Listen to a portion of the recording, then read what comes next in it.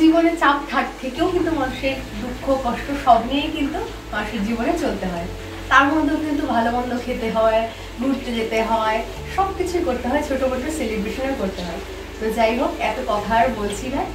আজকে বানাবো চাপ, কিন্তু সেটা মাটন চাপ বা চিকেন চাপ নয়, কিন্তু বানাবো হচ্ছে সয়াবিন। এই সয়াবিন চাপটি কিন্তু আমি স্টেপ বাই স্টেপ তৈরি করব। আপনারা পুরো ভিডিওটি দেখতে থাকুন, তাহলে কিন্তু একটি পারফেক্ট সয়াবিন চাপ তৈরি করতে পারবেন।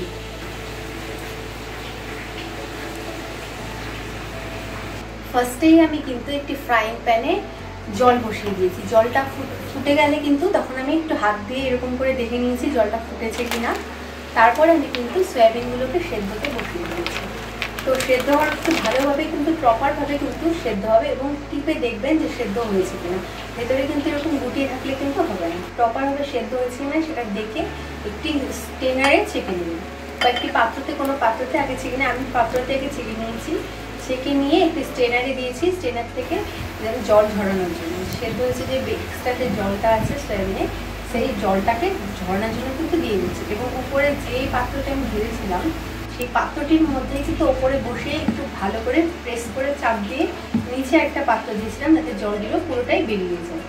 এটা হলো সেকেন্ড স্টেপ।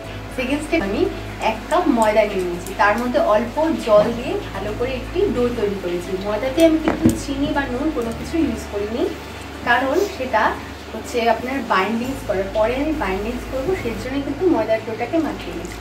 তারপর সেই ময়দার ডোটাকে আমি ডোটার থেকে কিন্তু গ্লুটেন বের করেছি। গ্লুটেনটা কীভাবে বের করবো সেটা আপনারা দেখুন।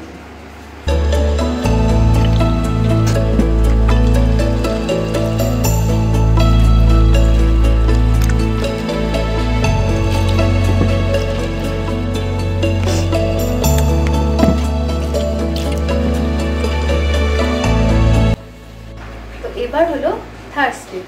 তো থার্ড স্টেপে আমি সেদ্ধ করা সয়াবিনগুলোকে কিন্তু এই মিক্সিং জারে ভরে অল্প সামান্য 1 চামচের মধ্যে জল দিয়ে ভালো করে পেস্ট করে নিয়েছি।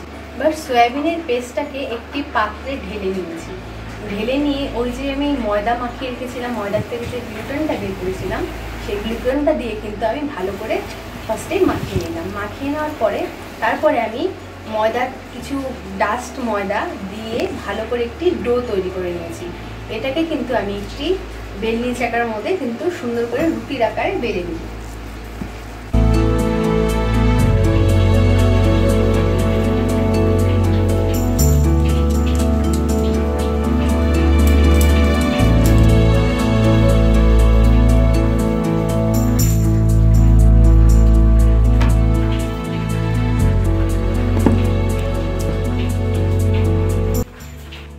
বেলে নেওয়ার পর একটি নাইফ দিয়ে মাপ মতো করে লম্বা লম্বা করে কেটে নিয়েছি। কেটে নিয়ে এবার একটা স্টিক দিয়ে কিভাবে আমি চাপের শেপ দিলাম সেটাই আপনারা দেখুন।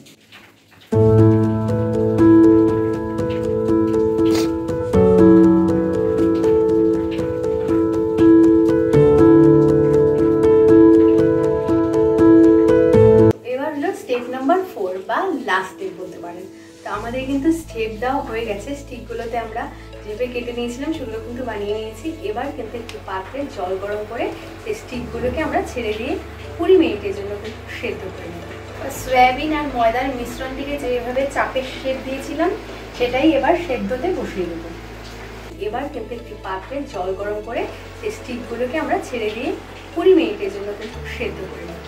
সেদ্ধ করে নিয়ে একটি পাত্রে ঢেলে দেবো। ঢেলে নিয়ে কিছুটা বরফ দিয়ে দেওয়ার পর আমরা সেই স্টিকগুলোকে কিন্তু এই জলের মধ্যে দিয়ে দেবো।